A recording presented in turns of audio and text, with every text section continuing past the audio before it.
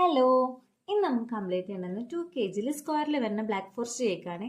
ഈ square cake ചെയ്യുമ്പോൾ എനിക്ക് കൂടുതൽ ടൈം അതിന് സ്പെൻഡ് ചെയ്ത് വരാറുണ്ടെന്ന് എനിക്ക് പലപ്പോഴും ഫീൽ ചെയ്യാറുണ്ട് കേട്ടോ. കാരണം അതിൻ്റെ എഡ്ജ് ഒന്ന് കംപ്ലീറ്റ് ചെയ്ത് കിട്ടാൻ അത്യാവശ്യം ടൈം എടുക്കാറുണ്ട് എനിക്ക്. അപ്പോൾ ബാക്കിയുള്ളവർക്ക് എങ്ങനെയാണെന്ന് എനിക്കറിയില്ല.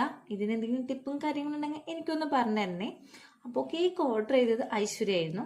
ആളുടെ അച്ഛൻ്റെ 16th ബർത്ത്ഡേക്കും മോൻ്റെ 3rd ബർത്ത്ഡേക്കുള്ള കേക്കായിരുന്നു ഇട്ടത്. പ്രത്യേകിച്ച് ഡിസൈനൊന്നും നമുക്ക് പറഞ്ഞു തന്നിട്ടുണ്ടായിരുന്നില്ല. സ്ക്വയറിൽ കേക്ക് വേണമെന്ന് മാത്രമാണ് കേട്ടോ പറഞ്ഞിട്ടുണ്ടായിരുന്നത്. ഒരു സൈഡിൽ ഡാർക്ക് ചോക്ലേറ്റ് ഗണാഷ് ഡിപ്പ് ചെയ്ത് വെച്ച് കൊടുക്കുകയാണ് ചെയ്തത്. സെൻറ്റർ പോർഷനിൽ കുറച്ച് സ്ട്രോബെറീസ് കട്ട് ചെയ്ത് വെച്ച് കൊടുക്കുന്നുണ്ട്. പിന്നെ എഡിബിൾ ഫോട്ടോ പ്രിന്റ് വെച്ച് കൊടുക്കുന്നുണ്ട്. മിക്ക മിന്നി മൗസിന്റെ എഡിബിൾ ഫോട്ടോ പ്രിന്റ് വെച്ച് കൊടുക്കുന്നുണ്ട്. ഇതെല്ലാം കഴിഞ്ഞിട്ട് കേക്കിന്റെ ഡിസൈനൊക്കെ കഴിഞ്ഞിട്ട് റൈറ്റിംഗ് എന്നൊരു ടാസ്ക് ആണ് കേട്ടോ എനിക്ക് ഏറ്റവും കൂടുതൽ ടെൻഷൻ.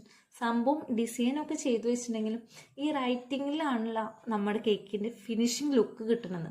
പക്ഷെ ഈ സംഭവം എനിക്ക് ചിലപ്പോൾ ശരിയാവും, ചിലപ്പോൾ ശരിയാവില്ല. റൈറ്റിംഗ് ചില സമയത്ത് മാത്രമാണ് കേട്ടോ ശരിയാവാറ്. അതെന്താണെന്ന് എനിക്കറിയില്ല. അപ്പം എന്തായാലും ഇതിൻ്റെ റൈറ്റിംഗ് കുറച്ച് ബെറ്റർ ആയിട്ട് എനിക്ക് ഫീൽ ചെയ്തിട്ടുണ്ടായിരുന്നേ. അപ്പോൾ കേക്കിൻ്റെ ഔട്ട്ലുക്ക് വരുന്നത് ഇങ്ങനെയാണ്. അപ്പോൾ കേക്കിൻ്റെ ഔട്ട്ലുക്ക് നിങ്ങൾക്ക് ഇഷ്ടമായെങ്കിൽ ഒന്ന് കമൻറ്റ് ഇടണേ.